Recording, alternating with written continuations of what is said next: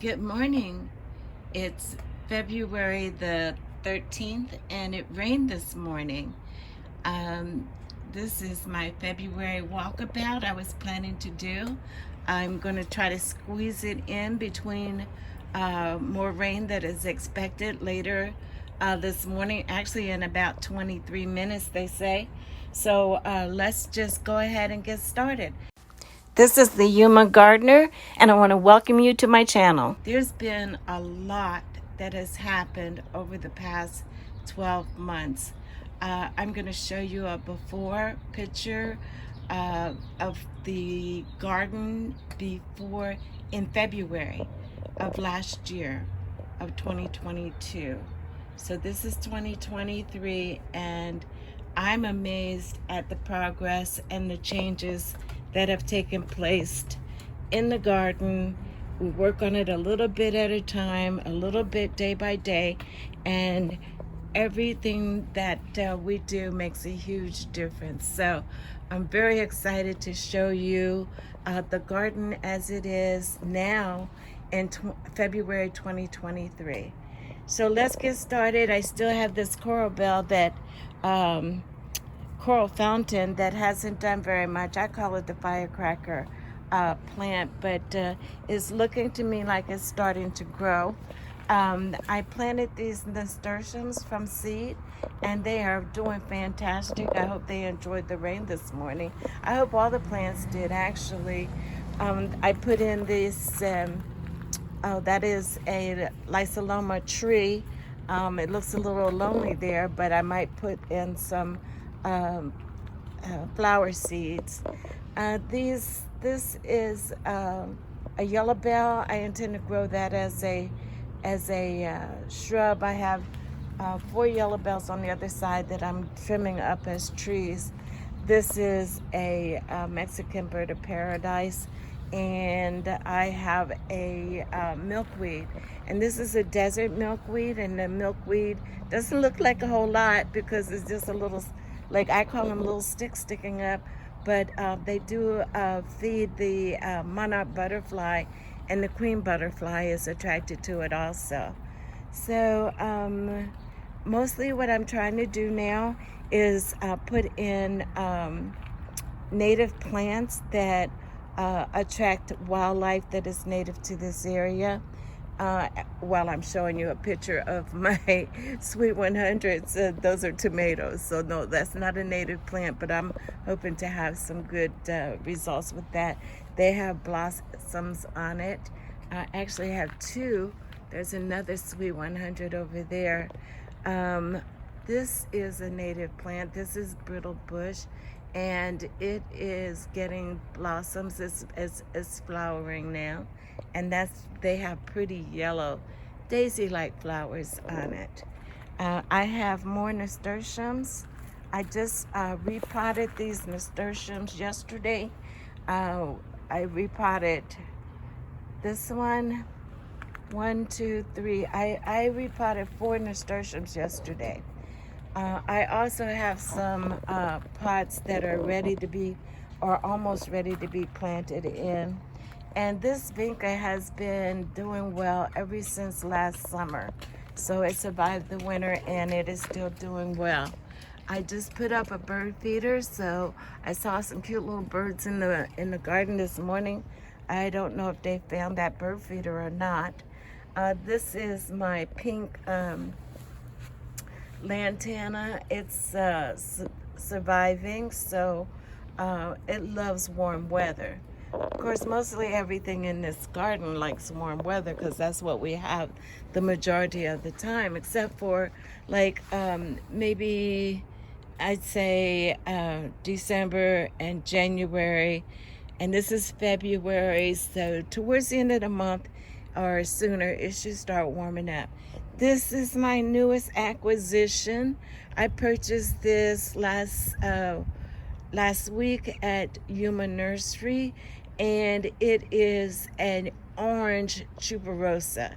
And I have a beautiful yellow tuberosa in the back side garden, and the hummingbirds love it, but I don't get to see the hummingbirds enjoying it very much because it's all the way in the backside garden. So I wanted another tuberosa so I can see it from my window in the kitchen, and have it up front so I can really enjoy watching the hummingbirds flutter from flower to flower. I had the 4 yellow bells that I'm training up as trees, and I was thinking this morning that maybe I'm only going to keep one, because as these grow up, they are going to spread and they're going to need more room than what I have in my garden. And you know, when you have a tiny garden, you want to keep everything, but sometimes you can't. I might have to edit back a little bit. But I'm still debating that or making a decision. But if I do keep one, this will be the one that I'm going to keep. It has a really strong, straight trunk. The other ones are coming along too nicely. But that would be the one that I would be most interested in keeping. So over here I have my purple heart, and it's flowering. Also my Cape honeysuckle is flowering, and I have the vines. They haven't started flowering yet, but they should soon. So sounds like it might be starting to rain a little bit, so I am speeding this up, even though most of this is covered area. This is another of my Mexican petunias. This is the one that I injured when I tried to transplant it by myself. I broke the root ball, but it suffered a lot of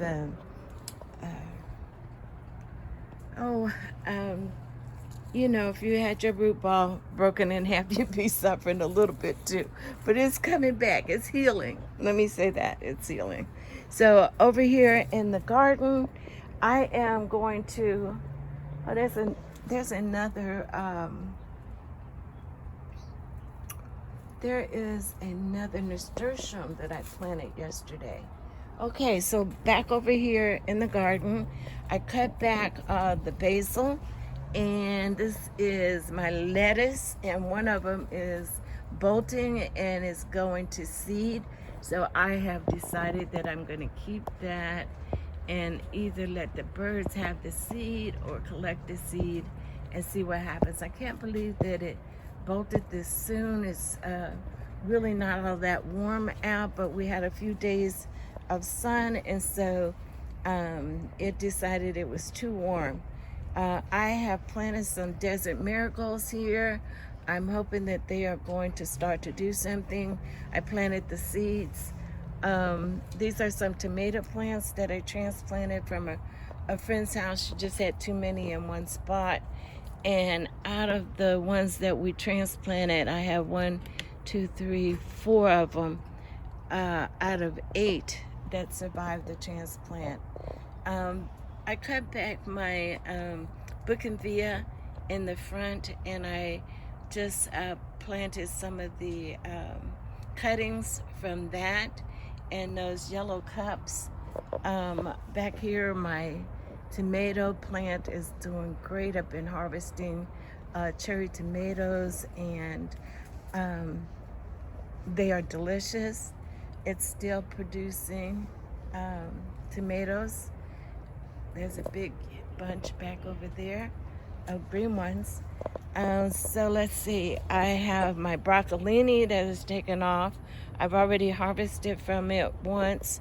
There's a couple more broccolini plants that nothing has come up yet, but there's something growing down in there. And I see we have something there. This is another Sweet 100 that I transplanted. I planted from seed up in the front, and there was too many coming up, so I transplanted back here, and it's doing really great. So this is the side garden, and that is my yellow tuberosa, and it's doing good. I think my dog has been jumping back up on here, or a cat, because it looks like something's been laying in the tuberosa.